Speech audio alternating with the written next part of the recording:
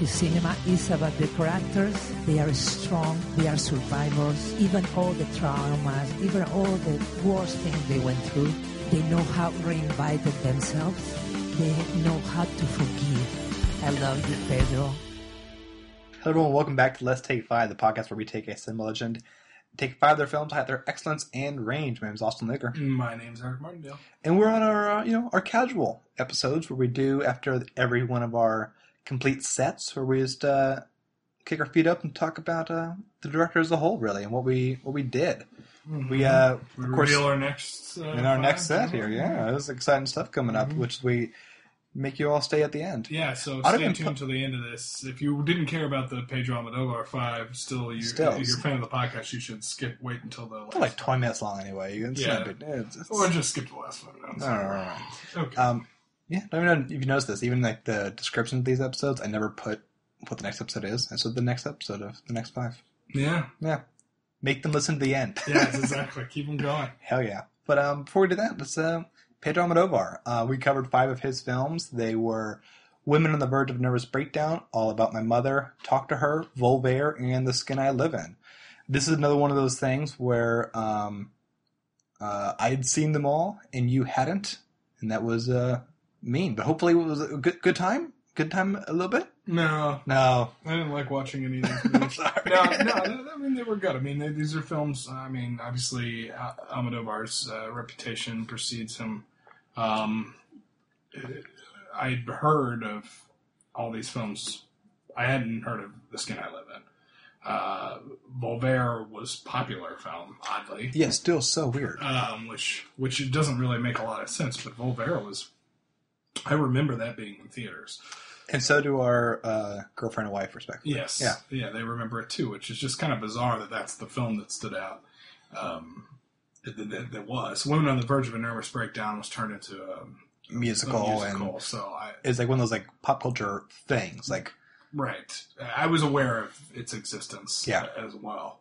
And I had heard about Talk to Her, I believe. Mm-hmm. I may not have heard all about it. It's kind of hard to actually go back and remember those, or when that stuff popped in my head. But so yeah, I mean, as far as at 5, this was the most naked I'd been as far as my idea what the films were going to be. Because Austin's seen every movie that we covered on this podcast, other than Logan, whenever we announced it. Yeah. So, and that movie was still in theaters. It was good. So it was good. I'm glad we did that because I would have waited probably till Blu-ray for that one. Yeah. Like, nope. Gotta get this done. It was great. It was great. So yeah, I mean, I thought I had fun. I mean, it was kind of an unusual 5 because Pedro Almodovar we were going to do back when we did Spike Lee. Mm-hmm. So originally that was who we said we were going to do, and we ended up changing that because of Black Klansman coming out. Because of Black Klansman coming out. So I had watched Women on Verge of a Nervous Breakdown way back then. Yeah, and then we did John Ford after that. Then we did John Ford. So there's a 10-week gap. Yeah. Before I actually got back to watching, and no, it's great. I mean, so it was a little stop and start there, but I thought it was great. I mean, are you pleased with it? I am, because once we kind of do these 5s, we're like, oh yeah, I've seen all these films. I saw them like either like when they came out, or I watched like a bunch like kind of at once. I was like getting into like that part of cinema or whatever. It was nice where we had like once when we get the 5, you kind of get to see all the themes kind of bundled together. Mm-hmm. Like so many things popped out for these films because we saw them all in a short period of time. Sure. And you can really get like his sense about like gender identity and an aggressive role men can play in society. Sure. in a fearful way. And to see those kind of like themes recur in truly all 5 films in different capacities, going from a farce of a sex comedy in a way to a horrifying psychological thriller. Was cool. Yeah. It's weird because it kind of shows his range in the same sort of topic or arena, right? Mm-hmm. I mean, he's very, very, gender identity and politics and sexes and social situations are very important to him. Those are topics that he's very, very interested in. Right. But the movies themselves, as far as genres are concerned, run the entire gamut. I mean, they're everything. Yeah, I mean, obviously he's now had, I think he's around like 16, 17 films he's made. He makes only film a couple of years, and it always feels like here is the new Almodovar film. And yeah, kind of even want to like watch some more of the ones that like I haven't rewatched in a while. Like, some of those I find really like I was a coward. I didn't put them on the podcast because I still don't know what I think about Tie Me Up, Tie Her Down, which is like has a lot of elements of The Skin I Live In of a man, also Antonio Banderas, who kidnaps someone, and it's upsetting. Yet it's more of a comedy than The Skin I Live In, and it's weird. And things like Bad Education, also kind of a thriller. I didn't feel like get at the time. I want to revisit it, but I didn't want to like revisit it for the podcast and go like, oh man, this was a disaster. Yeah, I mean, it's kind of that's kind of a weird thing you get into when you're picking films for these lists. Is that particularly films you haven't seen or films you haven't seen in a long time? There's the very real possibility that you won't like it. Yeah, and that don't know how good that radio would be. Kind of thing. Exactly, and also lead to like what are we going to talk about? Because like that's happened on this podcast. I'm trying to remember. There has to be like one film we both didn't like. There was, I think it was one of the acting ones. Well, we didn't like The Accused. The Accused wasn't that good, but it was like, but we got to cover it because it was such a pivotal moment in Jodie Foster's career. Right. Well, Contact is one of those too. Yeah, Contact. That was like, well, she Accused had the overall lowest 5 on the when we did our list as far as like our favorite movies, like Jodie Foster. She also had Silence of the Lambs, which was incredible. Spoiler, high on the list. Yeah, and Maverick are number one. Is our number one film? Maverick. Ranking all the films in the podcast. Oh yeah, that was a weird 5. It's such a long movie. I know. It's over 2 hours. It's over 2 hours. Why? I don't know. Oh man. None of these films are over 2 hours. No. That was one thing we'll say.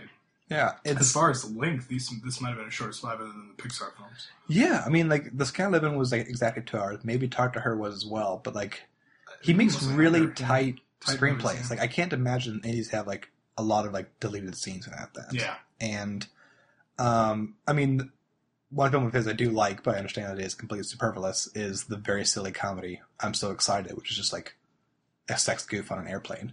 We've all been there. We've all been there.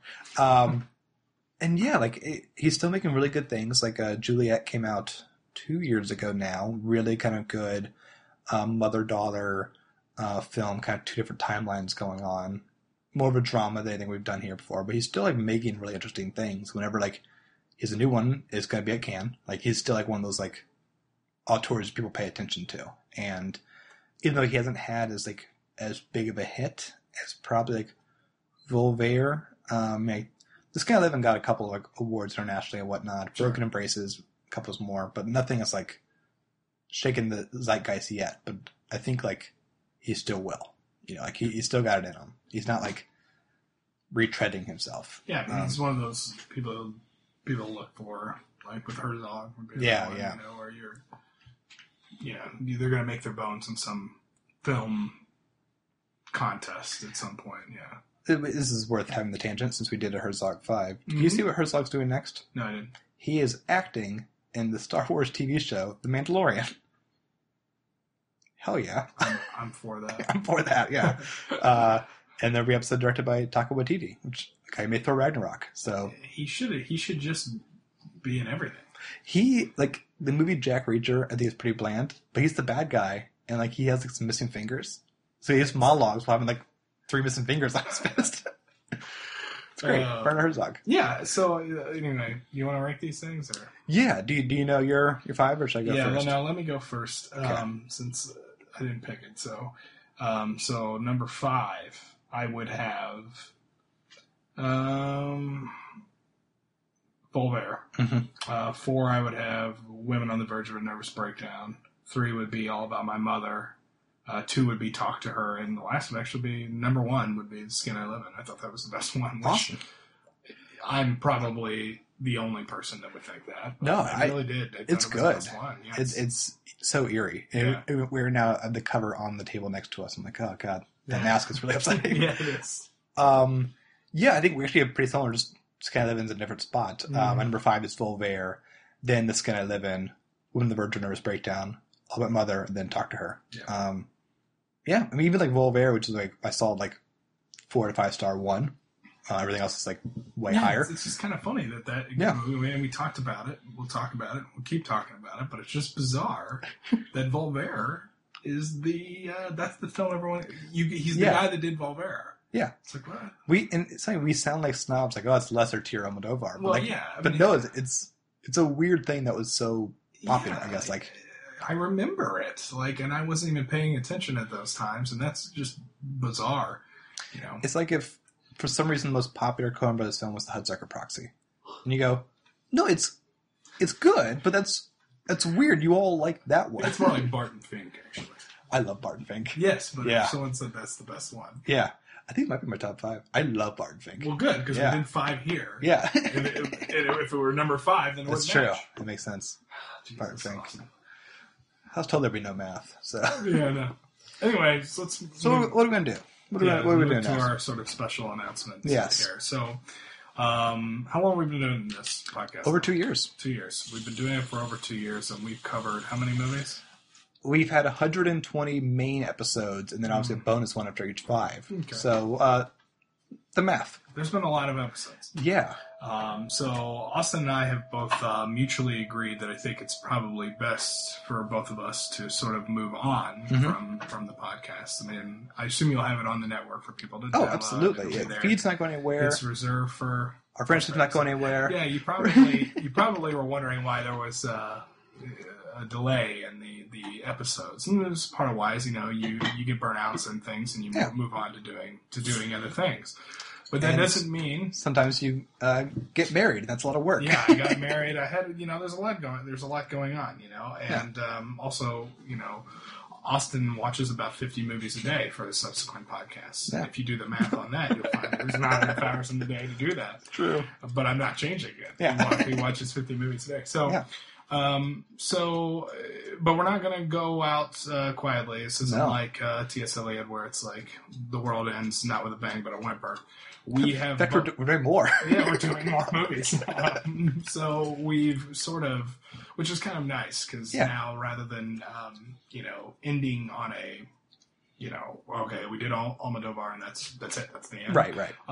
Because I was always wondering how we would end the show. But this actually allows for some elasticity in the movies that we selected because there's still so many great movies still available. Whereas if we did this another 2 years, it would be dwindling a little bit. Oh, sure.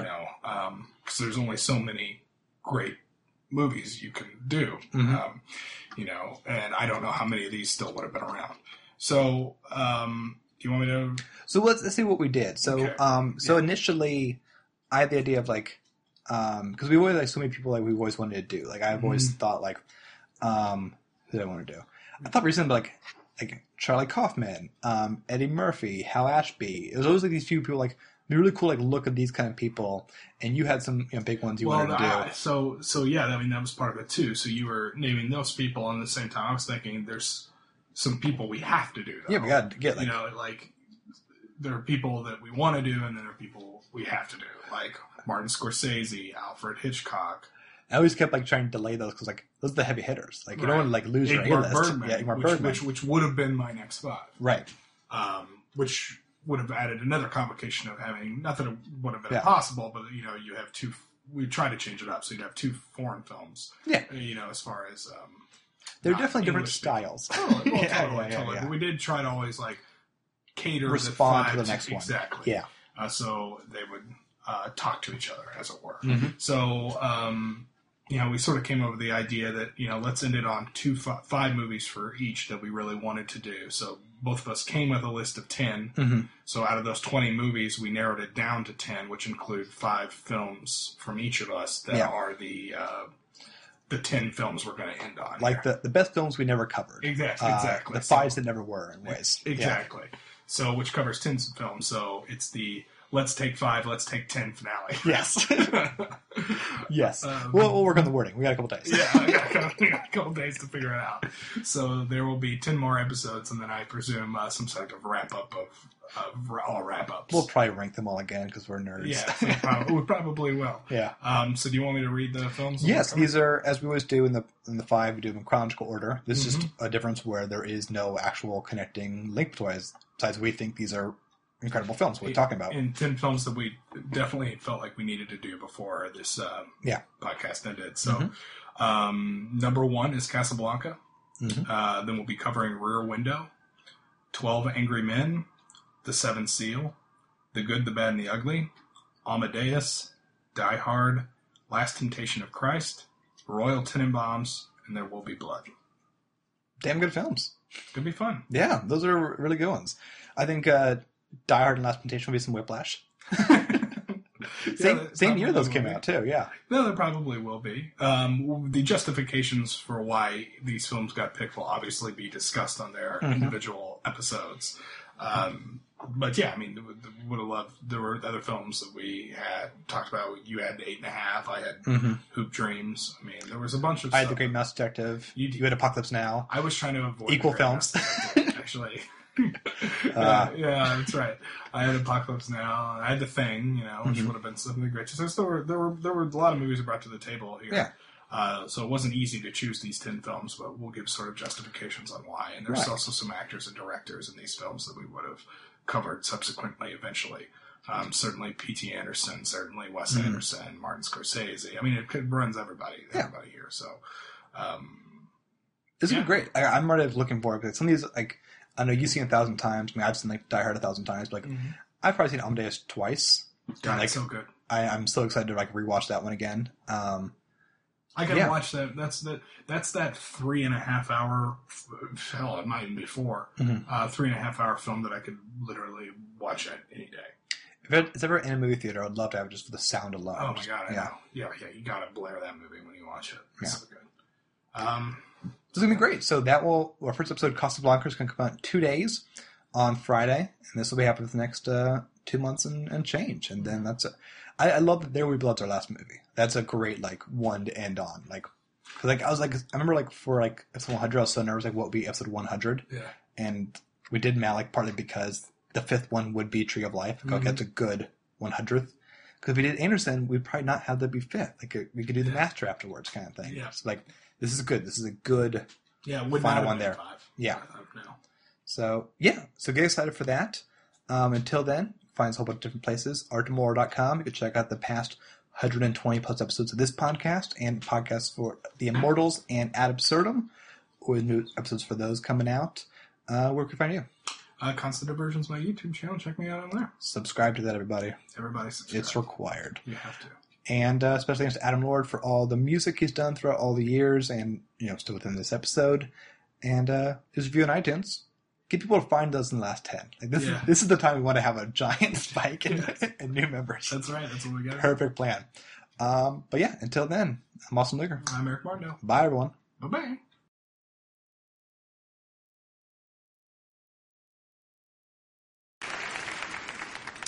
And the Oscar goes to Pedro Almodovar for Talk to Her. Oh, my God. I know that to breathe is very expensive tonight, but I have to breathe. Well, first of all, thank you to the members of the Academy for their generosity. This is, I don't know, this is really too much. And I would like to read something now. It's prohibited, but it will be very short. Of course I dedicate this to El Deseo, to Sony Pictures Classic, and all the people that helped me to make this movie. But I also want to dedicate this award to all the people that are raising their voices in favor of peace, respect of human rights, democracy, and international legality. All of which are essential qualities to live. This award is also to them, to the Spanish cinema, and to all you, because you are the witness of this wonderful moment of my life. Time's up. I'm sorry.